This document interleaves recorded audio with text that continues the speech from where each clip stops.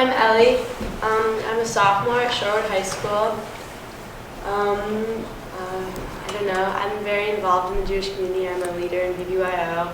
And I really love learning about social action and keeping up to date on everything that's going on in the world around us. And I'm really excited for this event. Good. Alyssa. Can't hear you. Yeah. Hi there, my name is Alyssa Koppel. I also went to Sherwood High School. I'm currently pursuing a master's degree in public policy at Brown University. We're required to complete an internship. So I actually, right now, I'm living in Washington, D.C. and working at the FCC. Also excited. Ilana? Hi, I'm Alana Friedman. I went to Nicolay High School and I'm currently a senior at UW-Madison. I am very involved in the Jewish community on campus. I am in clubs that support Israel Alliance, and I participate in Chabad and Hillel, and yeah, I'm looking forward to hearing this panel and hearing what questions you guys have. And Noah. All right. Hi, everyone. My name's Noah Wolf. I also went to Sherwood High School. I'm currently at UWM for K-12 special education, and I work at the Milwaukee Jewish Day School as a special education teacher. And my focus is in school and at the Jewish Day School is on behavior. All right. Let's welcome them.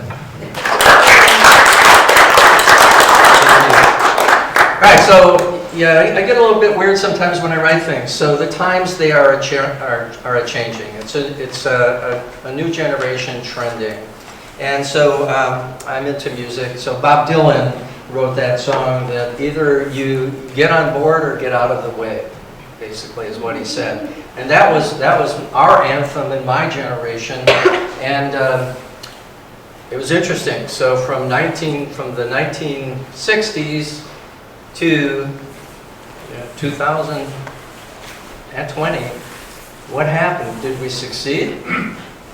We thought we would. All right, so we're going to start with, what's your dream? So my first question to the group, and we can just start, anybody who thinks they have a good answer or a good, something to kick this conversation off with. What does it mean, this American dream? We grew up in the 50s, or at least a lot of people did, and we had this vision of what an American dream was. What do you think it is? Noah. Okay. All right. So I think for me, my perspective on it is the American dream. I mean, obviously I wasn't alive, right? But what it seems like to me was the American dream was a lot about being comfortable, right? The American dream was you have a good house. If you're Jewish, you belong to a synagogue. Your kids go to Hebrew school. You have kids. They grow up to have kids. It was all about being comfortable and being stable. I think the American dream nowadays for our generation, and I don't want to generalize everyone, but I think the current trend is the American dream is more about equality and maybe not being comfortable, but pushing for things that we're passionate about. And obviously the civil rights movement was happening and people were pushing, but I think people nowadays are a little less focused on being comfortable and settling down and are more passionate about pushing for equality and pushing for accountability.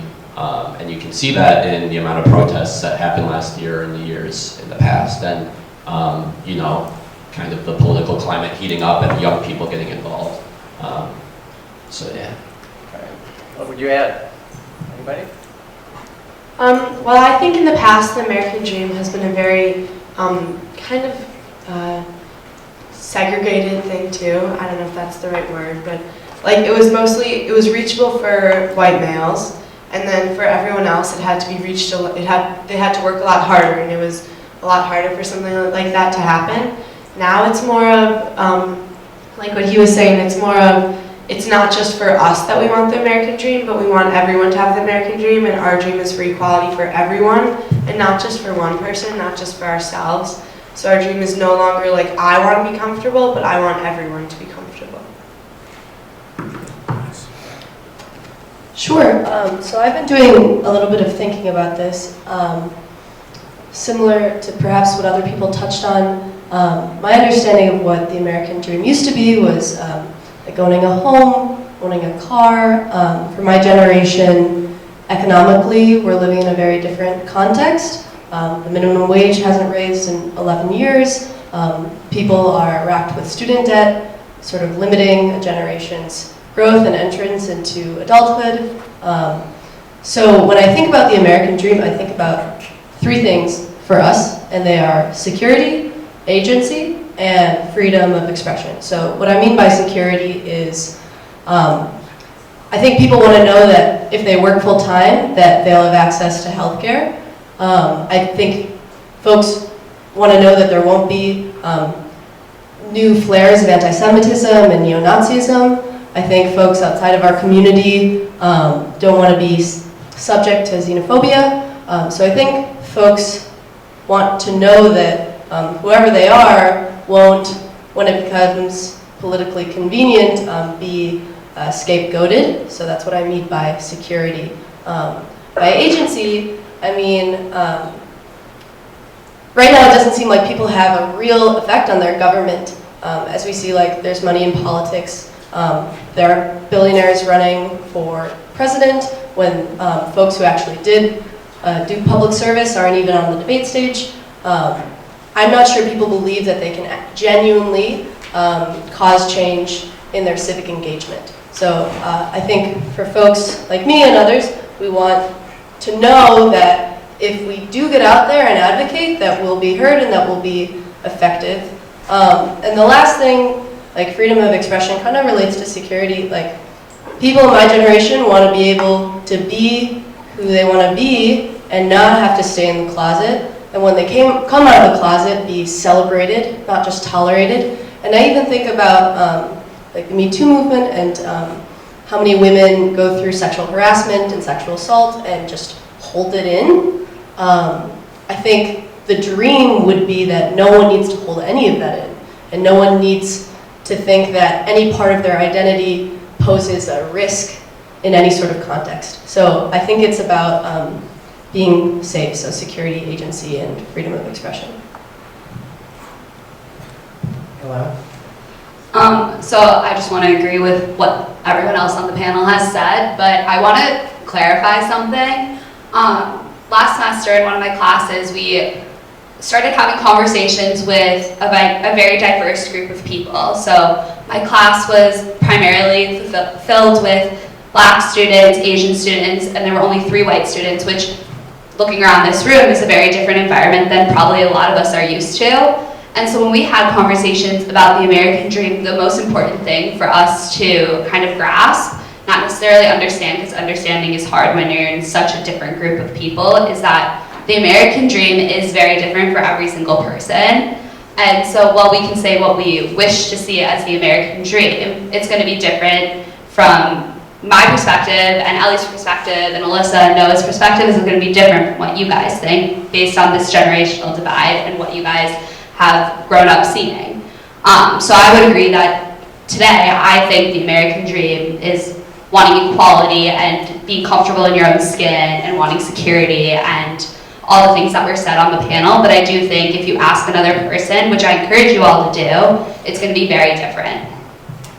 Good, well, you clearly, have thought about it quite a lot. And as a adult, I was saying to, I think, Alana, that being in college and going through that, you're right in the mix. It's a very diverse population in any school, right?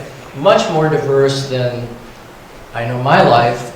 I tend to function within a very small circle of a Jewish community. And then at night, if I go out to listen to a band play, it's a whole different world. And I feel very uncomfortable a lot of times in that different world. So you guys have thought about it, but as a Jewish person, how does that modify at all, if it does, your view of that American dream? So God calls. I think for me as a Jewish American, my Jewish American dream is that I can feel comfortable walking around my campus or the streets and not feel shamed or feel like I'm going to get harassed or anything like that. Recently at Syracuse University, there was a lot of anti-Semitism. There was swastikas being put up on people's dorms and a lot of other things like that. And that's happened at UW-Madison. That happened my freshman year while I was living in the dorms. And so my dream would be that the anti-Semitism and neo-Nazism, I don't think I said that right, but would, is ceased and stops, and everyone just kind of realizes that people can practice and be who they want to be, and it shouldn't be anyone else's business. It doesn't matter what other people think. If you have a burning question along the way, just raise your hand. We'll get you into this conversation. Go ahead. I agree with Alana about that, but I don't think that my Jewish American dream and my American dream are very different, because I'd like to think that my American dream applies to, like, obviously I don't want anti-Semitism, I want to be comfortable with all of that too, but I'd like to think that even someone who isn't Jewish would have that same American dream, that they don't want anti-Semitism. So it's kind of like, I don't want racism, and my American dream is for no racism and anti-Semitism and everything together, which I guess, I'm sure Alana's implying that too, but I don't want to speak for her, but like, I just think that for me, there's not a very big difference between my American dream and my Jewish dream, because my Judaism is part of my identity, and that's just part of me, and it's just all together. I want equality for all, and it doesn't have a difference about what I am specifically. Maybe it makes me a bit more passionate about it, but it's all the same thing, and it's all just equality and feeling safe for everyone. So I'd like to ask you guys, you've been talking, I feel like a lot of what you've been saying is to the left of the spectrum, the political spectrum, and I'm wondering if you feel your entire generation is with you, or is that just our panel? Like, to what extent are you representative of your generation, and to what extent are you representative of the 4 people who are here? It depends on how large, like, you conceptualize our generation. So I spend a lot of time, and I've grown up in a lot of Orthodox Jewish contexts. Part of my family is Orthodox Jewish. We've diverged. So I think that and I've talked to some Orthodox Jews, and some of them are pretty far right, which it always surprises me. But I would say that when you're talking about our values as Jews, I would say this panel is probably only embodying, like, the secular center left and perhaps the far left. So I don't think that Jewish young people are united by virtue of their age. I think, if anything, we are split by virtue of our religiosity and our traditions and our political affiliation, the affiliations that enable our like, traditional or non-traditional values. And to kind of go off of that too, I think for me, and this kind of ties back to the Jewish American dream versus the American dream, or if there is one or if there isn't, is that you look at the Orthodox community who a lot of the time and majority of the time, and I have family members who are Orthodox and vote conservative in every election, but the conservative beliefs don't always line up with the Jewish beliefs. And so an Orthodox Jew who has, who studies the Talmud and who has grown up in a Jewish community and in a synagogue, and you learn tikkun olam and care for your neighbor as you'd care for yourself and all this stuff, and then they're out voting for politicians who are taking away funding from education, who are taking away funding from, whatever, all these important causes, but yet are building walls on the southern border and locking people up when the Jewish people themselves experienced that not so long ago. It's kind of, well, we represent our generation because we grew up in maybe Jewish communities where we learned those values, and I think for the 4 of us, I can confidently say that, we have tied those Jewish values into our own political opinions and pieces and how we view the world and our politics today. Just to quickly go off of that, I think what Noah's getting at touches on something, which is that we all, as Jewish children or young people, may have been taught, like, the similar texts. We may have all studied Talmud, and learned about Tikkun Olam, but we go in very different directions. We use those things to justify very different political beliefs. So for example, I might use my understanding of Tikkun Olam to empathize with Palestinians. There may be other people who use the text that they've learned to justify like a deep relationship with Israel. There may be Orthodox Jews, or I guess I'm just thinking about a couple family members, that use their views to like hate and not respect queer or trans people.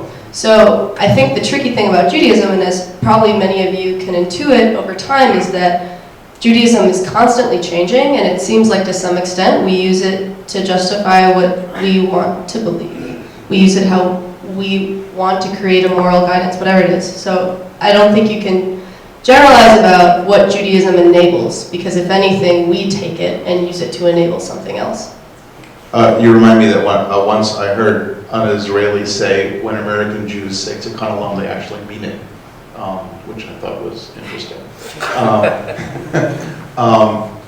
Did you have something you wanted to do, Joe? Yeah, Joe, you had a question?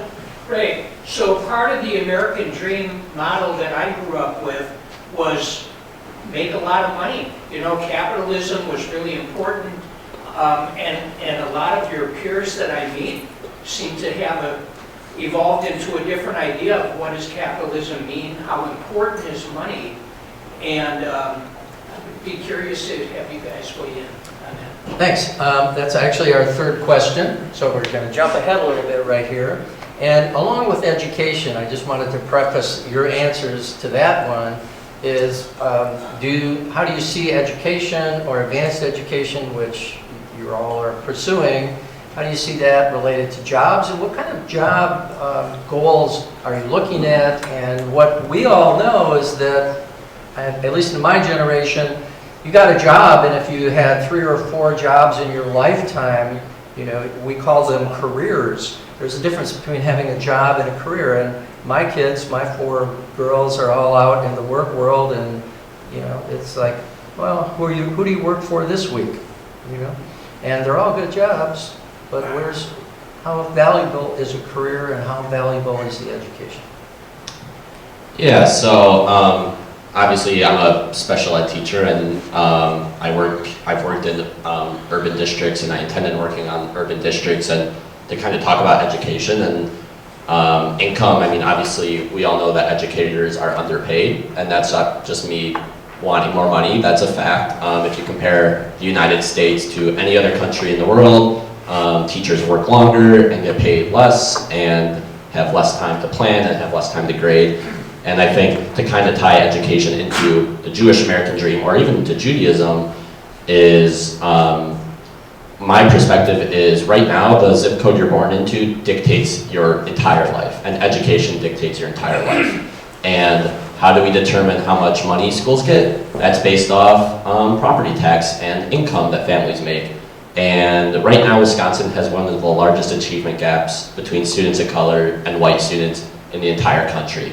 And that strongly correlates with the segregation that we see in Milwaukee today. We're one of the most segregated cities in America. Segregation and achievement gaps are correlated across the entire country.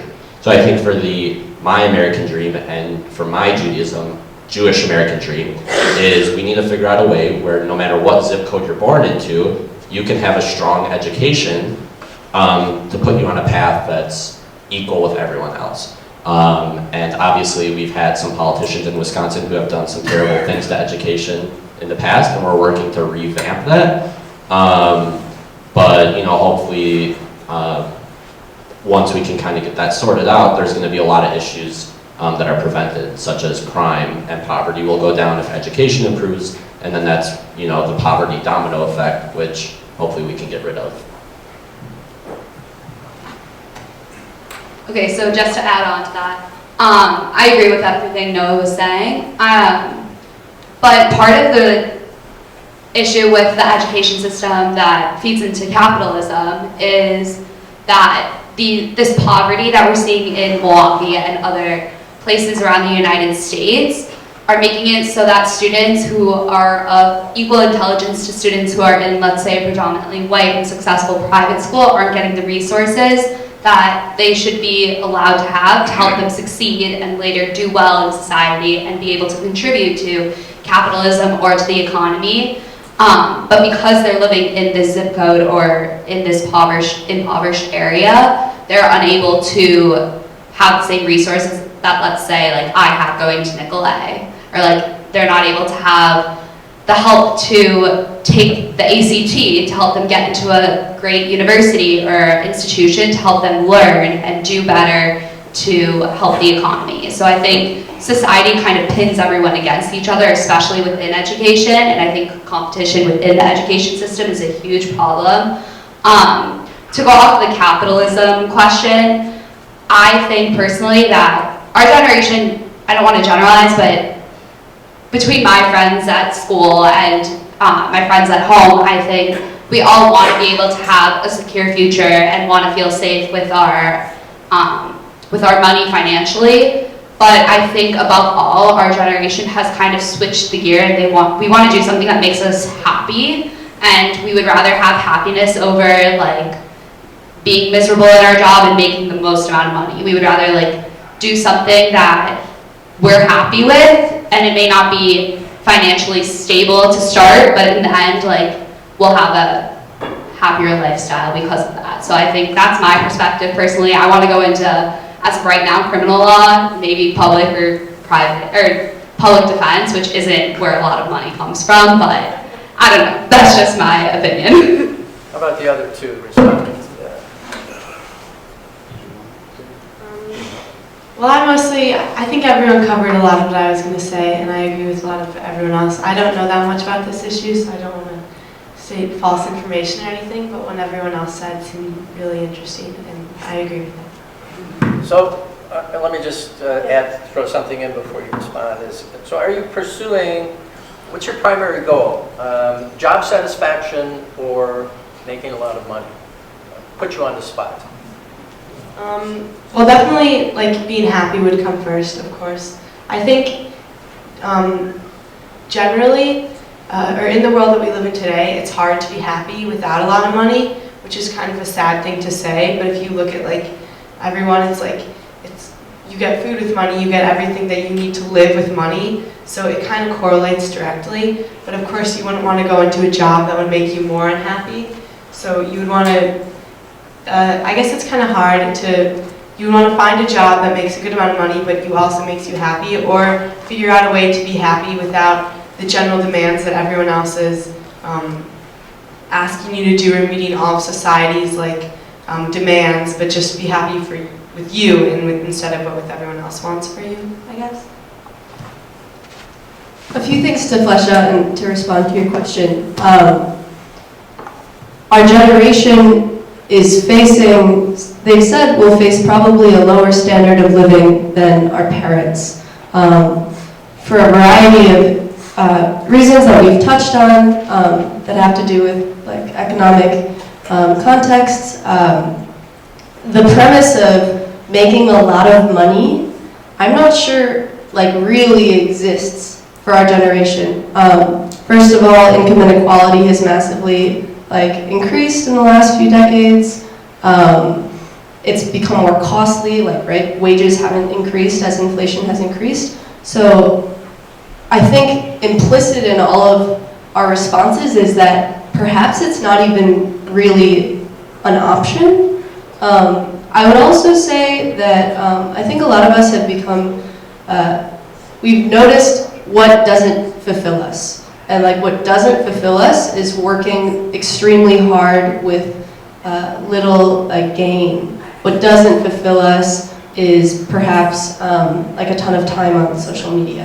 And I think that coupled with shrunk economic standing for us leads to people in my generation pursuing meaningful experiences more than a lot of money or buying things. I can't remember, I had another point, but I wanted to just push and add to what Noah and Alana said. This whole thing about zip codes dictating how you turn out, that is not to be taken for granted. So in the Wisconsin specifically, municipalities mostly fund schools. I believe that 70% of a school's funding comes from the municipality.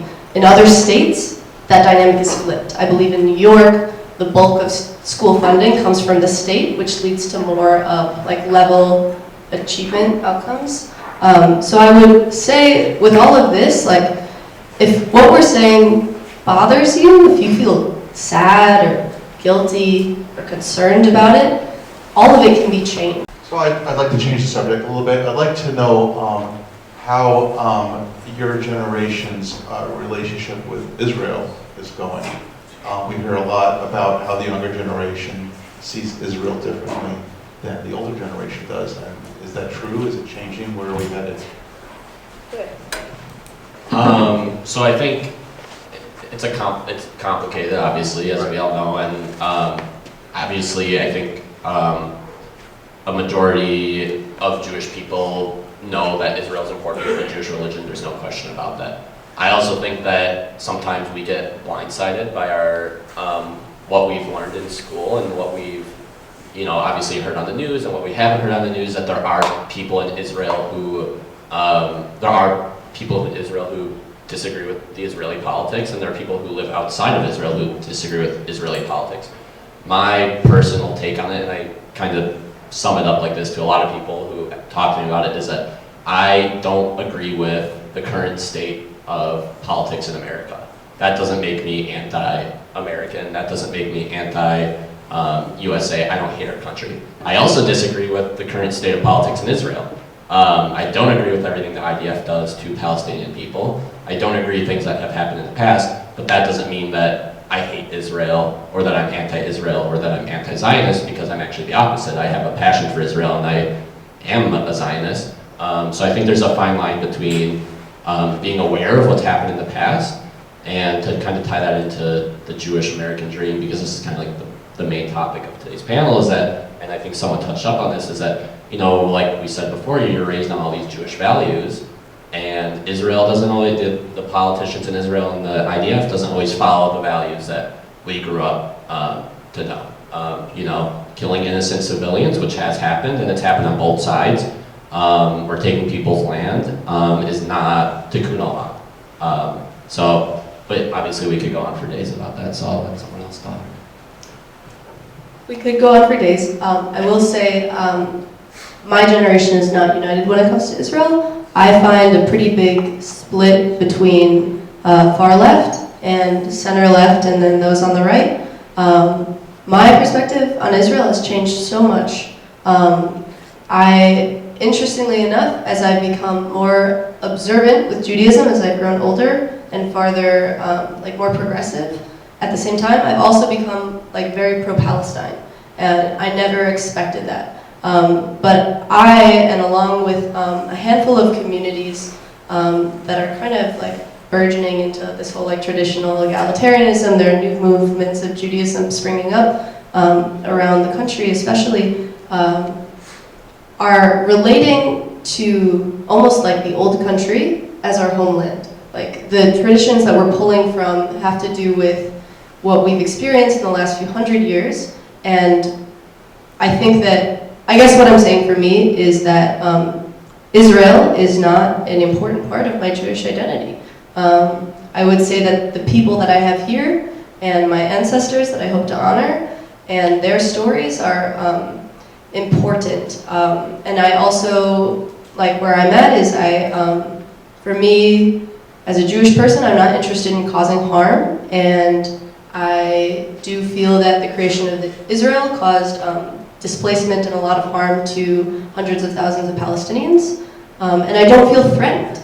I don't feel threatened by the idea of Jews living in a Palestine, and I honestly, my peers that are Palestinian or Muslim have been some of the most vocal people against anti-Semitism. There's no part of me that thinks that anti-Semitism and not supporting Israel are the same. So I would say there's a divide, and I would say that it's surprising that you can find Jewish people who are increasingly observant of traditional Judaism and also increasingly distant from this idea of Israel as a root of our religion and homeland. That's all. Well, I think people in our generation often get confused. Alyssa kind of touched on this, of the difference between like being not exactly for everything that the Israeli government does and just being anti-Semitic. And people assume that if you criticize Israel for one thing, you're straight up anti-Semitic, which isn't true at all. Because again, I don't agree with a lot of the stuff that the Israeli government does, but I'm not anti-Semitic. And I think it's really important to just keep on reminding people of stuff like that. And with the Israeli-Palestinian conflict, I think a lot of people, including me sometimes, think they know a lot about it, but they don't really. And it's hard to keep up to date on everything that's going on with it because it changes so often and so much. So I guess with our generation, people will kind of pretend that they know a lot. And again, I'm guilty of this sometimes too because it's hard to not be, but they really don't. And it's just important to keep on learning and keep on keeping up to date with what's going on there and then make your opinions and not just making your opinions based on what everyone else says. All right, so I'm going to, before you go there, your thought, we'll come back to you. All right, give me something that surprised you.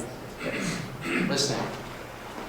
The comment, not about the opinion on the Jewish relationship, but the previous topic, you seem somewhat accepting of the fact that the future is going to be a lower standard of living. You know, and that's, you know, that surprised me. Because, I mean, you know, obviously there's some movements here that are taking more and more rights away from the middle class and the workers' rights and future education and funding and those things. And my question goes more towards, what is your peer group going to do about voting and getting out and staying active, right? I mean, this is great. I love to see young people active, right? I'm active in different organizations also. But what I don't see is it's spread out across, you have a few individuals, right? But when you go out and you're with your friends, how many of them are going to vote? How many of them are going to believe in our system, which is still a democracy?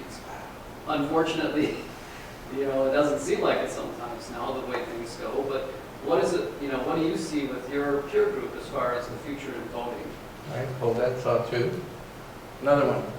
Surprising. Anything that surprised you? That they're so knowledgeable?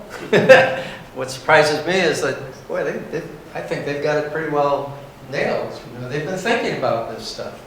And I didn't know to what extent, but they're very articulate, number one. They express their point of view very well, I think.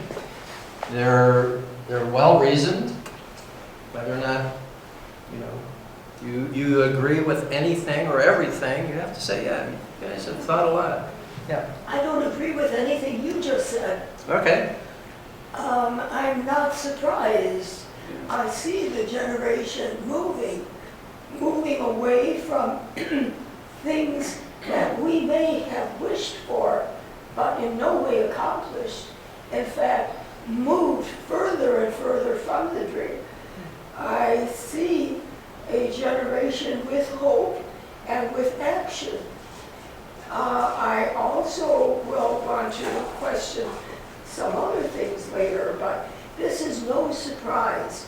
I appreciate hearing more differentiation, as I'm hearing now, about how to deal with responsible attitudes and loving concern for Jews, for Israelis, for people, for Palestinians, for the whole Israel-Palestine problem. I'm starting to hear that, and I need to hear more. I need to know where that is going, where the problems become greater, and where the possibility is for unifying. Excellent. So I also like to fan the flames a little bit and throw a little gasoline on the fire to see if we can create some more thoughts and some more ideas. So you had some more thoughts and ideas, and we're going to segue into the politics. And part of that politics is gay rights, environmental issues. Those are some of the things that are challenging us today as a population. So if you want to respond now, I'm going to give the microphones back to you guys. and see what your comments are. So first, to backtrack a little and talk about the Israeli-Palestinian conflict. So during my time at UW, I have been involved in an organization called SAFI, which is Student Alliance for Israel. Within that organization, we focus mainly on education, but education about having the uncomfortable conversations with people who have differentiating views on the topic. Because, kind of going off of your question, if we want to see unity in the future, how are we going to get there without feeling comfortable having uncomfortable conversations with people who don't necessarily agree with us? And that's one way that I have found that I've been able to broaden my education, is that I've had to understand the fact that if I want to learn more about politics and learn more about what's going on in the world, not necessarily just what's happening in the Middle East, but what's happening in Europe and what's happening in Australia and with gay rights and environmental climate change, there needs to be those uncomfortable conversations. And I think that's something that our generation has started to kind of unravel and unfold and peel back. And I think that's something that I've only just learned this past semester, and I wish I had learned it earlier, because I would have been able to hear a lot more people's opinions. But I think that's really important, is that we are comfortable having uncomfortable conversations, and that's what this is for some people. This is an uncomfortable conversation, and I think it's great that you have come out here and are willing to hear what our generation has to say, because this panel is pretty similar on our views. We are all, from what I've gathered, very left-leaning, and so I think it's great that you guys are here to hear what we have to say. As for gay rights and climate change, seeing as I am a left-leaning person, I believe that our government, my mom always says this, needs to stay out of the bedroom. That's just my opinion, my mother's opinion, to put her on the spot. I agree with that strongly, but I also think that climate change, we're seeing it a lot more as being seen in Australia currently, with all the harm with the bushfires and all the animals who are dying and having to be euthanized because of the fires. I think as a Jewish American person, part of my Jewish American dream is to see that people are comfortable and that our world can survive longer than it currently looks like it's going to. So that's just my opinion. Everyone's welcome to their own. We'll start on this end, and let's work our way down the line.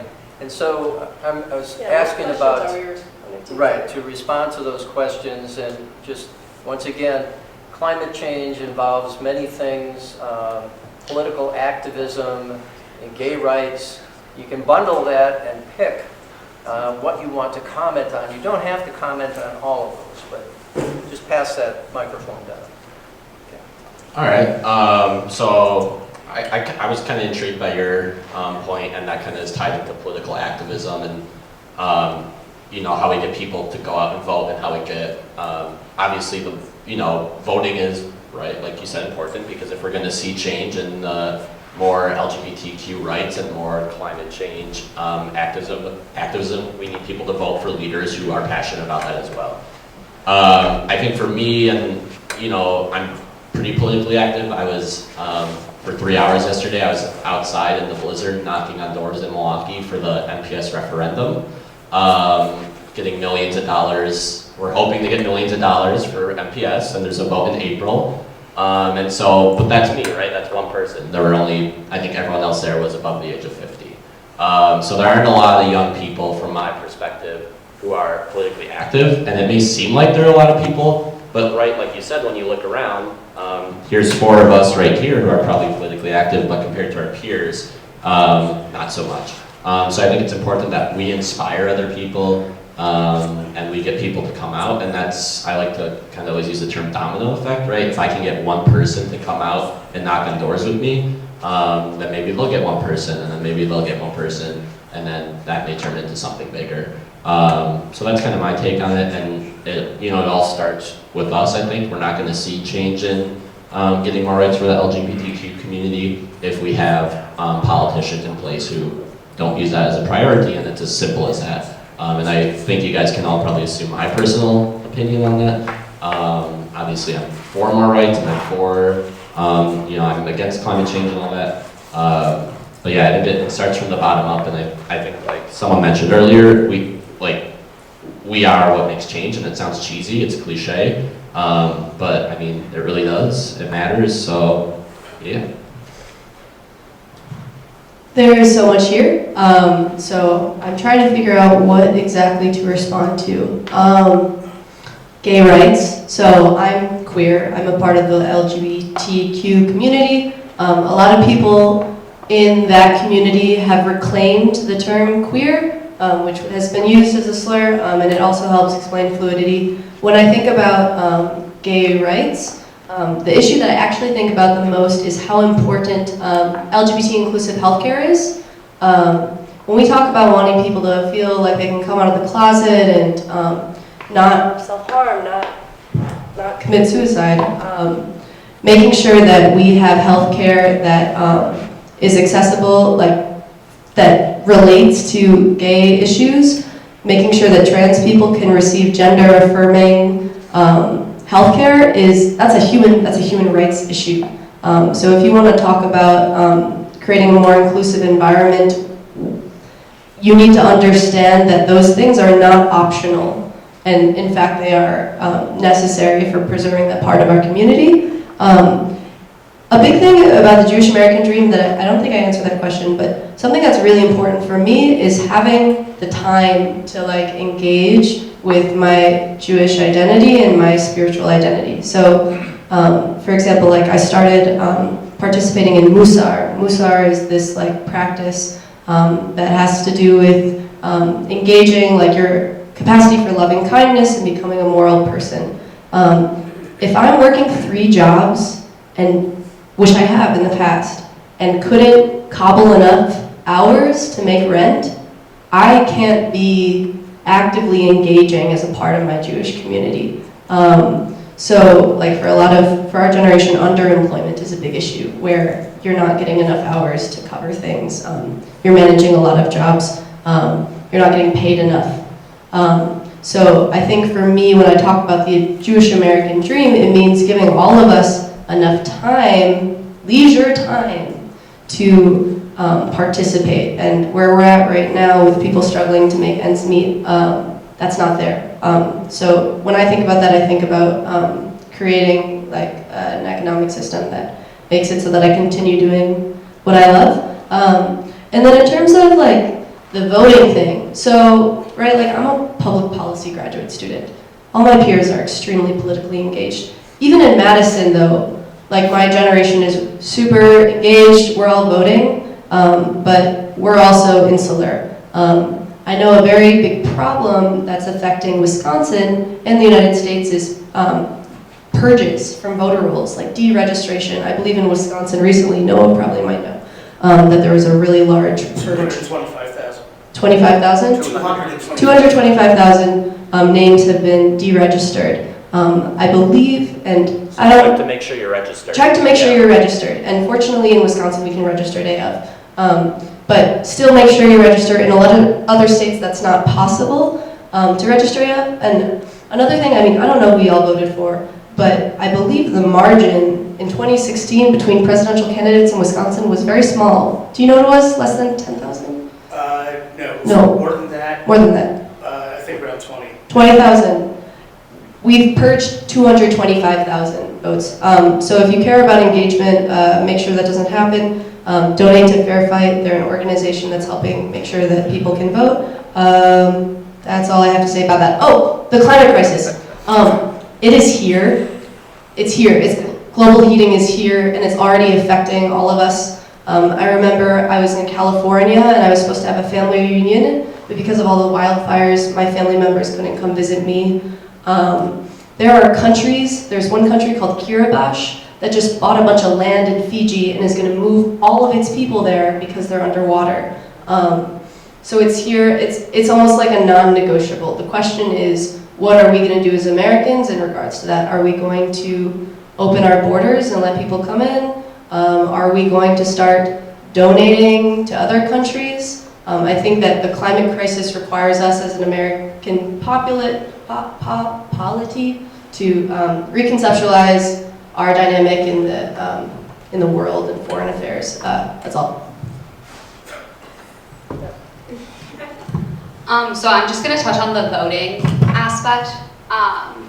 So I actually am going to agree to disagree with Noah. I think on my college campus, which is a large campus that is primarily left-leaning, I do see a lot of political action. With that being said, I'm not oblivious to the fact that in other places that's not the case. But I think on campus, I mean, all of first semester when I was walking around, there were people there trying to get you to register to vote. And we make it very easy for students to go vote. And it's all debate. My freshman year, when there was the presidential election in 2016, that was all my floor talked about. And we had it going on in the den. And it was a very politically active time to be on campus. And it still is with the upcoming election. So at least around the people I see and what I see going on around campus, there is a lot of political action within my generation. I may not agree with all the political action that's going on, but that's everyone's own opinion, and everyone is entitled to their own opinion. But I do think that there is action, and I think what the key part of it is going to be is that we continue to stay active even after we leave our campuses, because our at least UW, makes it very easy for me to be a politically active student. But the real challenge is going to be going into the real world once I'm graduated. How can I maintain that political activity myself without having those resources around? So I think that's where the struggle is going to come, and I think that's what's really important.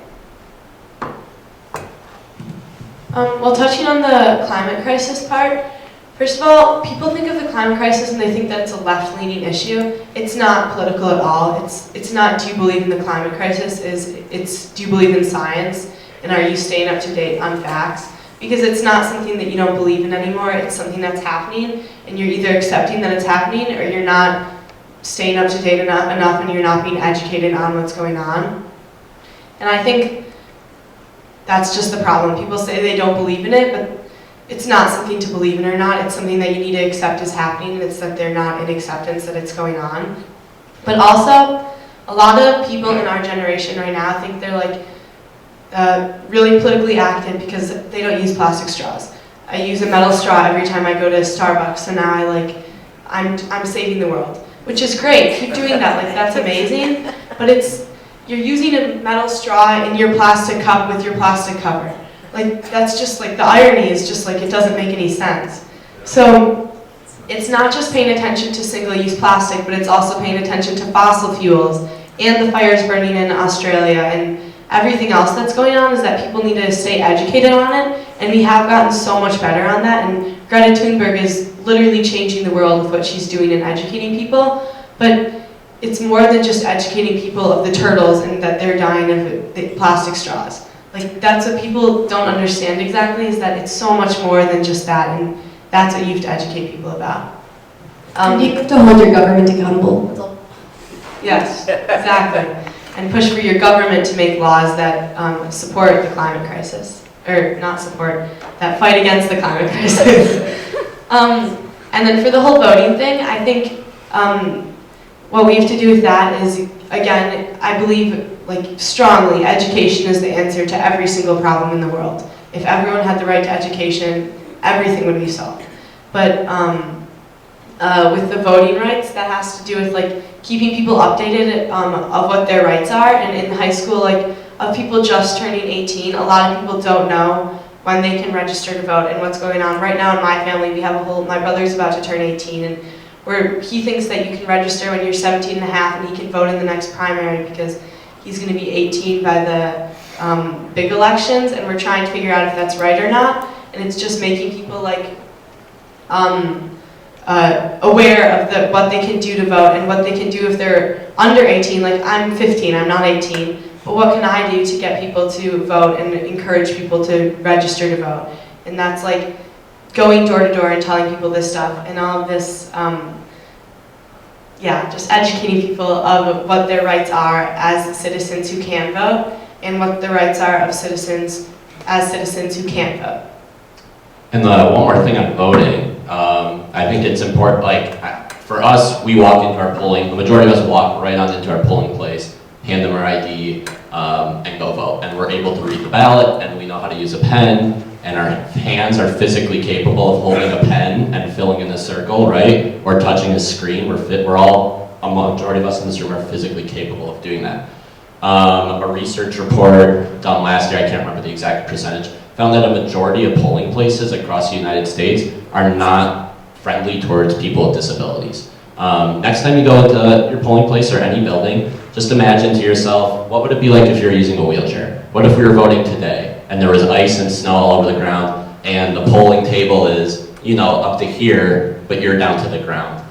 So I think it's, for me, and being a part of the, I don't have a disability, but I like to consider myself a part of the disability community because I'm an advocate for people with disabilities and I'm a part of the Disability Voting Coalition.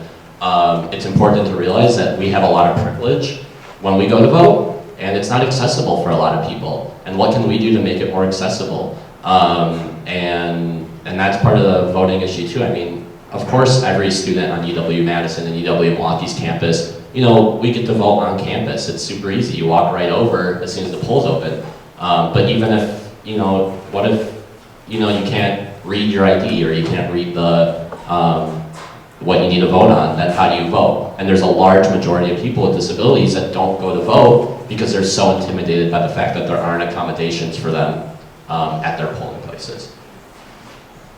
So I have noticed that, I want to change the subject a little bit. So I have noticed about how there are so many people in your generation who are active and well-informed, and I am grateful for that because I think a lot of us were worried 10, 20 years ago that we were going to rot your brains with cell phones, growing up with technology, and that everybody gets a medal and it would just be it wouldn't go to the right place. But a lot seems like it has gone to the right place, but I'm still concerned. I'm concerned the way technology seems to have siloed us, where you guys kind of live in your left-leaning world, and then there's a whole other world on social media, on the internet, where they're not hearing you, and they're not even in conversation with you. And I'm wondering about the impact of these types of issues on your lives, on the impact of the internet and social media on your lives, and where you think we're headed. Yeah, where's the ground to engage that other political perspective? Where do you see that existing? All right, well, I think we obviously seen how Twitter can influence an election. We've obviously seen how social media can influence elections and we can use social, I think for me, the important thing is we learn how to use social media for the good. And there's a lot of bad that can come from social media, but I think it's also a really valuable resource for a lot of people. And you can spread really good information on social media, and you can spread, obviously, as we've heard in the past few years, you can spread fake news on social media. And it's important for our generation to realize that we have this opportunity to reach out to thousands of people and spread good information and get people involved. But we also have the ability to do the opposite on the same platform. And we are kind of the generation that's dictating that right now. We're figuring out how to do that, and hopefully moving into the next election, we can figure out how to use it for the good rather than the bad. There's two pieces there. I think that the presence of social media has allowed us to be massively engaged, has allowed us to learn so much about what's going on.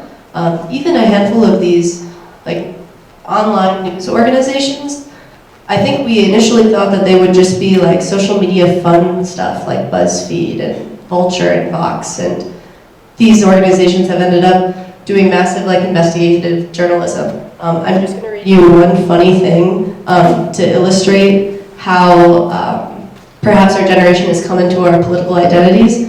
There was a Teen Vogue headline.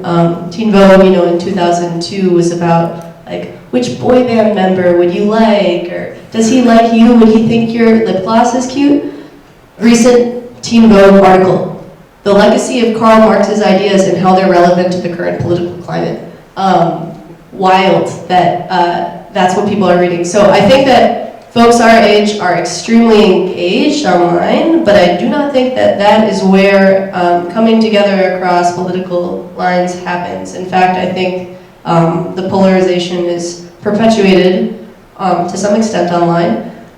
The only place I've even experienced an amount of connection to someone on the other side isn't, but even more importantly, and this is like for all of us to know too, finding vocabulary that has no political like affiliation, like not loaded. I found that if I'm able to use an entirely new vocabulary to talk to people, there's a lot more that we share in common, and I think that it gets just messed up when we have all of this vocab and purity testing and allegiance to certain political leaders. The more local you can make it, the more you can talk to your family members or neighbors. That's really where the movement is going to happen. It can't happen nationally. It's not going to happen through regional, online organizing, this whole like coming together of political parties. I just don't think that's how humans work. But if we can make it really low level and step back from buzzwords, we have a shot. All right, we have a couple minutes. Comments on that? So I would agree for the most part with what has been said. I think with technology though, there is an issue our generation faces, and I think everyone kind of knows that, but we go on Twitter and Facebook and Instagram and Snapchat, and some people, that's all they go on, and that's the only place they're seeing news, which is where there's the issue. So I think we're all sitting here, we're all pretty politically active people. So when I see something on those platforms, I'll go to a news website, which I also know is polarized, and every news base has their own political opinion. I'm not oblivious to that fact. But I'll go and I'll learn more about it. And that's where there's the divide in our generation, is there are people who are addicted to their telephones who won't take that extra 5 minutes to go and read what's actually happening, or won't take those 5 minutes to go onto the opposite end of the spectrum to read what they have to say. And that's where there is a lack of education, is people don't take that extra time to just go and learn and seek it out for themselves. So I think that's where the four of us kind of differ, is we seem, from what I'm gathering, we seem like very politically active people, and we seem like the kinds of people who go out and read more about it, but there are a lot of people in our generation who just look at Twitter and just look at Facebook or Instagram or any other social media, and that's where there's the issue, and that's where there needs to be the change. Just carrying off what Alana was saying, like, I do that exactly. I get my information from Instagram and I read the short comment article, but then I go and I do all the research, and I have this argument with my dad often about whether that's valid or not. But the thing is that I do the extra research, and I do that, just like what Alana was saying, most people don't do that, or they don't even follow valid news places in the first place on Instagram. So it's just sharing what the good news places are and what the bad are. But also an example of, I just wanted to share this, of using social media for as a negative use. My mom a few weeks ago shared an article with me about how white supremacists are now recruiting mostly young boys online, and they it's kind of hard to explain, but they'll tell them the stuff, and these boys start to believe it, and it's kind of like they're brainwashing them, but it's all through social media. And the boys could be raised very well and raised knowing that this stuff is bad, but then they realize that their mom might hear them say one word, and she's like, wait, what? When did you start saying stuff like that? But this all just happens on social media, and it's that you have to be aware of what you're looking at, and aware of who you're following and who you're listening to, and not just looking once and believing them, but looking multiple times and then believing them or not believing them. Right. Unfortunately, as you said, this conversation should go on forever, and it will. And the most important element I taught high school forever, and mostly seniors, and I would ask my students, I said, how many minutes a week do you actually talk to your parents other than responding? It's like, Ellie, take out the garbage, yeah. That doesn't count. That's not conversation. That's following a command. How much conversation do you have? And that's I think where you were saying, face-to-face conversations go a long way. And so you also pointed out the importance of activism and getting involved. And you were pointing different directions that, need a lot more clarification and explanation.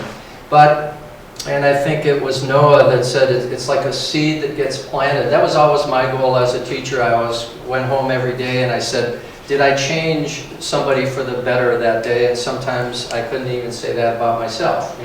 I said, well, if I get one, it's a positive day. So if you plant a seed, the chances are it could grow. And that's, I think, what you guys are saying, is as a generation to continue to plant seeds, and as adults to support that.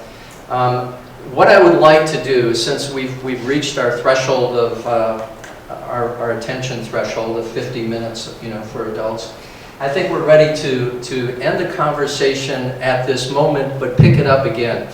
They've volunteered themselves to stick around for another half an hour and answer your questions or engage you in conversation to continue this. I appreciate everybody coming. I especially appreciate our panel and Rob for doing this, and for Rabbi Cohen for filming it.